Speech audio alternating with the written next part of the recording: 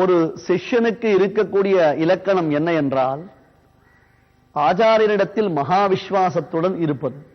அதாவது தனக்கு அவர் எந்த காலத்திலும் நன்மையைத்தான் செய்வார், அவருடைய உபதேசங்களின் வழி நடப்பதுதான் நமக்கு எல்லா விதத்திலும் மேன்மையை அளிக்கும் என்பதை உணர்ந்து அதற்கு ஏற்றாற் போலே செயல்படுபவன் தான் சச்சிஷ்யன் என்பதாக பொருள்.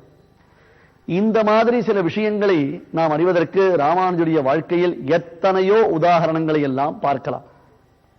குறிப்பாக முதலியாண்டான் ஒரு சமயம் சுவாமி ராமானுஜரிடத்தில் இவர் திருக்கோட்டியூர் நம்பிகள் பக்கலில் அறிந்திருக்கக்கூடிய அர்த்த விசேஷங்களை எல்லாம் தாம் இன்னும் தெளிவாக நன்கு அறிய வேண்டும் என்று ஆசை கொண்டார்.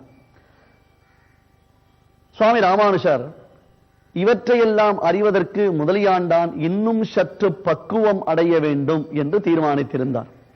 அதற்காக முதலியாண்டானுக்கு பக்குவம் இல்லை என்பதாக பொருள் அல்ல. அடியன் முன்னமேயே சொன்ன மாதிரி உடனேயே சொல்லிவிட்டோமேனால் பின்னாடி வரக்கூடிய நம்மை போன்றவர்கள் இதனுடைய அரும்பெருமையை உணர மாட்டோம். ஏற்கனவே ராமானுஜருடைய வாழ்க்கையில் எத்தனையோ கட்டுக்கதைகள் புகுந்து விட்டன. ராமானுஜருக்கு பெரும் அபவாதத்தை உண்டு செய்யக்கூடியதான சில விஷயங்கள் தான் வெகு சிறப்பாக பிரச்சாரம் செய்யப்பட்டு வருகின்றன. முதலியாண்டான் முதலான மகாபாகவதோத்தமர்களை கூட ராமானுஜர் சில சந்தர்ப்பங்களில் எப்படி திருத்த வேண்டுமோ அப்படி திருத்தி பணிகொண்டார் என்றால் விஷயத்தினுடைய சீர்மையை நாம் அறிந்து கொள்ள வேண்டும். ஆகையால் சுவாமி ராமானுஜர் சொன்னார், சரி ஆண்டானே, நீர் சென்று என் ஆச்சாரியரான திருக்கோட்டியூர் நம்பிகள் பக்கலிலேயே தெரிந்து கொண்டு வாரும். நான் உனக்கு உபதேசம் செய்வதை விட திருக்கோட்டியூர் நம்பிகளே உனக்கு உபதேசம் செய்து விடுவார் என்றவுடன் இவர் இங்கிருந்து திருக்கோட்டியூருக்கு சென்றார். ஆயிற்று. ஒரு நாள், 2 நாள், 1 வாரம், 2 வாரம், 1 மாதம், 2 மாதம், இப்படியாக 6 மாதங்கள் திருக்கோட்டியூர் நம்பிகளுடைய திருமாளிகையில் ஆண்டான் உடன் இருந்து கொண்டிருந்தார். நம்பிகளா ஒன்றும் உபதேசம் செய்வதாக தெரியவில்லை. முதலியாண்டானோ பொறுமையாக காத்து கொண்டிருந்தார். காலம் கனியும், காலம் கனியும், தனக்கு ஒரு நல்ல காலம் வாய்க்கப் போகிறது, தன் ஆச்சாரியருடைய நியமனம், அதனால் அன்றோ இந்த பிராச்சாரியர் திருவடியில் நாம் வந்து சேர்ந்திருக்கிறோம் என்றெல்லாம் இவர் காத்து கொண்டிருக்க, ஒரு நாள் திருக்கோட்டியூர் நம்பிகள், சரி ஆண்டானே, உனக்கு என்ன வேணும், எதற்காக இங்கு வந்திருக்கிறாய்? அப்பா, 6 மாதம் கழித்து வாய் திறந்து விட்டார். சுவாமி, இந்த ரகசியார்த்தங்களை எல்லாம் அடியேன் பெற்று போக வந்தேன் என்று சொன்னவுடன், நீ அதற்காகவா என்னிடத்தில் 6 மாதம் காத்திருந்தாய்? இதை நீ ராமானுஜரமே சென்று தெரிந்து கொள்வாயாக என்று திருக்கோட்டியூர் நம்பிகள் சொன்னவுடன் முதலியாண்டான் என்ன சொல்லியிருக்க வேண்டும்? அட சுவாமி, இதை முதல் நாளே சொல்லி இருக்க கூடாதா? 6 மாதங்கள் உங்கள் வீட்டில், உங்கள் இல்லத்தில் நான் என்னுடைய காலத்தை கழித்தேனே, முதல் நாளே சொல்லி இருந்தால் அங்கே சென்றிருக்க மாட்டனா? அல்லது என் ஆச்சாரியரோ அங்கிருந்து இங்கு வர சொல்லுகிறார், நீரோ இங்கிருந்து அங்கே போக சொல்லுகிறீர், மறுபடியும் அங்கிருந்து இங்கு, இங்கிருந்து அங்கு, இப்படியாக அல்லாடுவதற்கு நான் தானே கிடைத்தேன் என்பதாக கேட்கவில்லை. அப்படியா சுவாமி? ராமானுஜருடைய திருவடிகளை அடைந்திருக்கக்கூடிய அடியனுக்கு எந்த அல்லலும் இல்லை, எந்த குறையும் இல்லை. தன்யோஸ்மி தாசோஸ்மி, தாங்கள் எனக்கு அனுகிரகத்தை செய்யுங்கள் என்று நம்பிகள் திறத்தில் பிரார்த்தித்துக் கொண்டு மறுபடியும் ராமானுஜரிடத்தில் வந்து சேர்ந்தார்.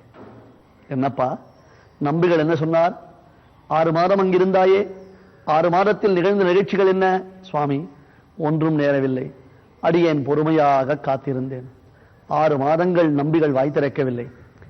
இன்று தங்களிடம் வந்து மறுபடியும் இந்த விஷயங்களை எல்லாம் அறியும்படியாக அவருடைய உபதேசம் இருந்தது. அந்த உபதேசத்தை பெற்று தங்களிடத்தில் வந்திருக்கிறேன் என்றவுடன் ராமானுஜர் உள்ளம் கனிந்தார். பார்த்தாயா, உண்மையிலேயே முதலியாண்டானுக்கு சொரூப சிக்ஷை என்பது ஏற்பட்டிருக்கிறது. என்ன தெரியுமா? நாம் ஸ்ரீ வைஷ்ணவர்களாக இருப்பது பெரிய விஷயமில்லை, ஆச்சாரிய சம்பந்தம் ஏற்படுவது பெரிய விஷயமில்லை, தினந்தோறும் ஜபங்கள், மந்திரங்கள், ஜபங்கள், தவங்கள் செய்வது பெரிய விஷயமில்லை. ஆனால் நம் வாழ்க்கையில் நடக்கக்கூடிய ஒவ்வொரு சந்தர்ப்பத்தையும், ஒவ்வொரு சம்பவங்களையும் பார்த்து பார்த்து உணர்ந்து உணர்ந்து அந்த சமயத்தில் நமக்கு ஆச்சாரியர்கள் செய்திருக்கக்கூடிய உபதேசங்கள், நாம் ஜபம் செய்யக்கூடிய மந்திரங்களுடைய தன்மைகள், நமக்கு கிடைக்கக்கூடிய எம்பெருமானுடைய பரமானுகிரகமான மோட்சம் என்னும் பரமபுருஷார்த்தம், இதையெல்லாம் நினைந்து நினைந்து நம் வாழ்க்கையை வழிப்படுத்திக் கொள்ள வேண்டும், வகைப்படுத்திக் கொள்ள வேண்டும், நெருப்படுத்திக் கொள்ள வேண்டும். இதுதான் உண்மையிலேயே ஸ்ரீ வைஷ்ணவனுடைய லட்சணம். வித்யா மதம், ஆபிஜாத்திய மதம், கல்வியினால் உண்டான செருக்கு, உயர்குலத்தில் பிறந்திருக்கக்கூடிய செருக்கு, செல்வ சம்பத்தினாலே உண்டானதான செருக்கு, தான் வலியவன், தனக்கு மற்றவர்கள் கீழ்ப்படிந்திருக்கிறார்கள், தான் தலைமை பொறுப்பு ஏற்றிருப்பதனாலே எல்லோரையும் நாம் அட்டகாசமாக நாம் அவர்களை அடக்கி ஆளலாம் எனப்படக்கூடியதான ஒரு கொழுப்பு, இவையெல்லாம் நம்மை விட்டு அகல வேண்டும் என்றால் இந்த சரித்திரங்கள் நமக்கு வழிகாட்டுகின்றன. இப்பொழுது முதலியாண்டான் பண்பட்டவராக நன்கு பட்டை தீட்டப்பட்ட வைரத்தை போன்று மெழுகிறார் என்பதை ராமானுஜர் நன்கு உணர்ந்ததினாலன்றோ முதலியாண்டானுக்கு சத் விஷயங்களை உபதேசம் செய்தார். இருந்தாலும் இதனை ஊரார் அறிய வேண்டாமா, உலகத்தவர் அறிய வேண்டாமா? அதற்கு ஒரு சமயமும் வாய்த்தது. பெரிய நம்பிகள் ராமானுஜருடைய பிரதமாச்சாரியன்.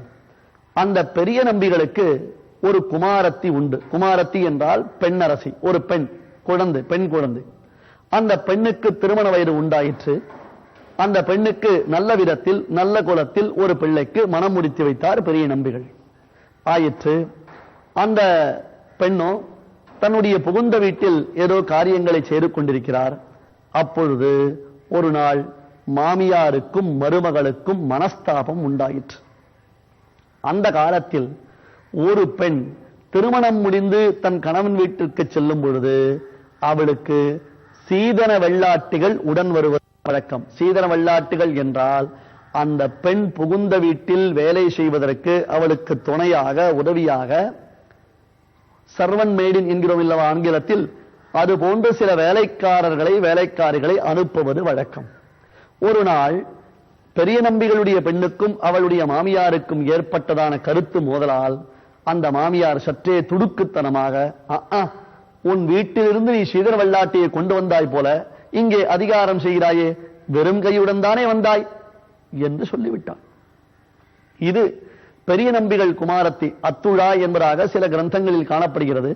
அந்த பெரிய நம்பிகள் பெண்ணானவள் மனது மிகுந்த வருத்தப்பட்டு நேராக அங்கிருந்து வந்து பெரிய நம்பிகளிடத்தில் தெரிவித்தார். அவரோ பரம ஏழை. இதற்கெல்லாம் அவருக்கு ஏறு வசதி வாய்ப்புகள். ஆகையால் அவர் சொன்னார், அம்மா நீ என்னிடத்தில் ஏன் முறையிடுகிறாய்?